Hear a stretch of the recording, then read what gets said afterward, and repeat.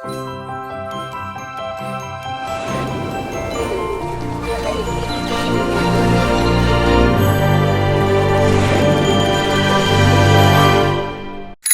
ang pangalan mo at ilang taon ka na? Mayan Valdez Ilaba, 11 years old. Shekinah Joy D. Villalobos, 8 years old. Hali A. Villalobos at 9 years old. Zaif Meji Ayak P. Perez, 10 years old.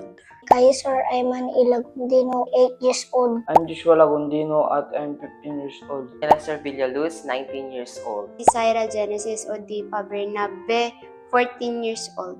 I'm Princess Jalil Batalia, 17 years old. Faith R. Villaluz at ako ay 12 taong gulang. I am Precious R. Villaluz and I am 12 years old. Ano ang nagustuhan mo sa Sunday School? Nagdo-drawing, nagle-lesson at nagbe-verse.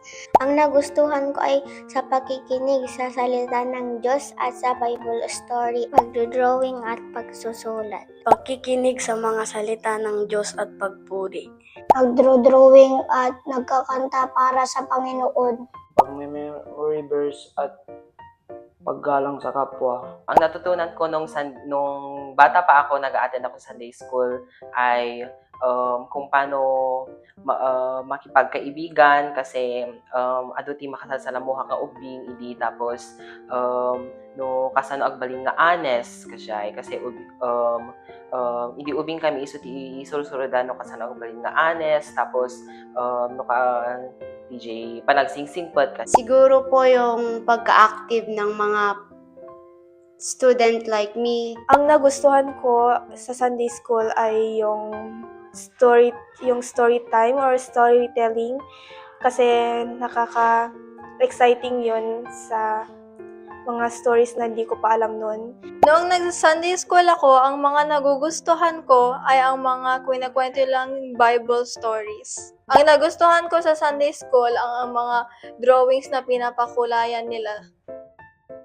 Paano mo ipinapakita sa family at friends mo ang pagmamahal ng Panginoon? Ang may papakita ko ay pagtulong sa magulang at pagrespeto at pagtulong sa mga gawaing bahay. Pagmamahal sa ama at inay at pagtulong sa mga problema ng aking mga kaibigan. Pagrerespeto at pagmamahal. Paggalang sa mama at papa. Sa pagrespeto at sa pagtulong sa magulang. Ni-apply ko ang natutunan ko sa Sunday School nung bata ko at natutunan kong magrespeto sa magulang at tunan ko rin na tumulong sa kapwa. iti pinagdakol ko ado iti na-i-apply ko nga lessons nga learnings nga nga nasurusurot idi ubing nakiti Sunday School. Digiji nga lessons ket iso iti mesa nga rason no apay nga di makelnak nga nasayaat. Yung paano yung pagmamahal ng Panginoon sa atin, ganun rin yung pinapakita kong pagmamahal kung paano magpatawad. Telling them yung mga napag-aralan ko na ganun, I share my experiences and knowledge din. Ipinapakita ko ang pagmamahal ng Panginoon sa pamamagitan ng pagtulong sa kanila kung nangangailangan sila at pagbigay sa kanila ng mga advice kung kailangan nila. Pinapakita ko ang pagmamahal ng Panginoon sa pagsunod ng kanilang utos pagka kailangan nila ako. Ano ang pinaka-nagustuhan nyo sa Sunday School?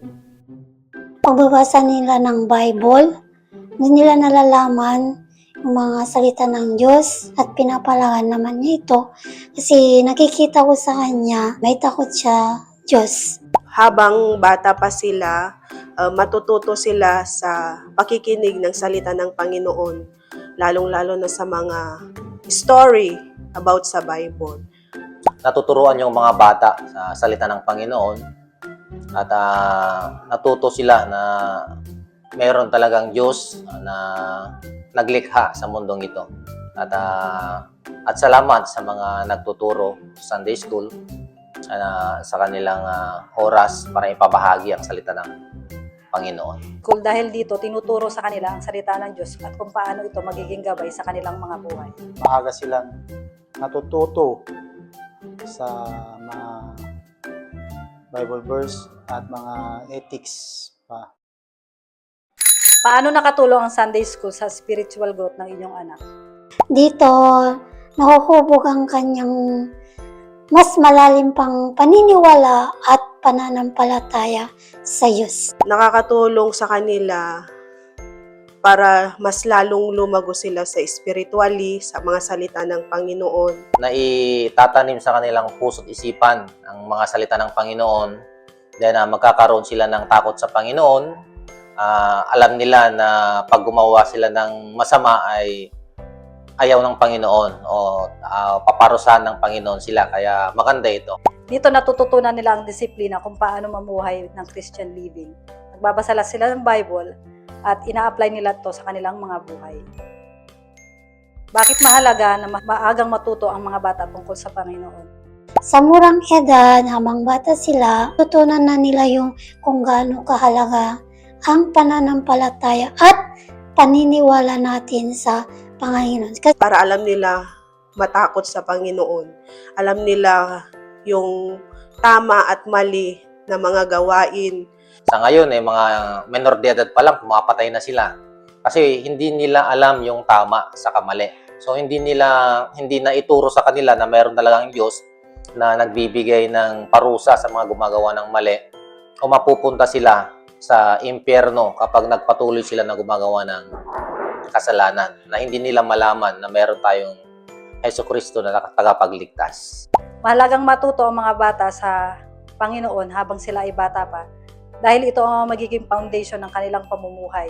Ito ang magiging gabay at ito ang magiging ilaw ng kanilang pamumuhay.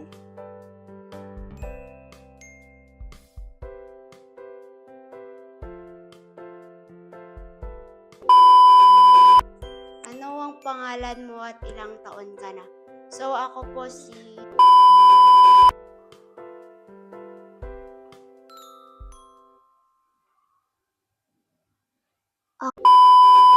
Applies sa aking paglaki na Precious Arbiel Villalos.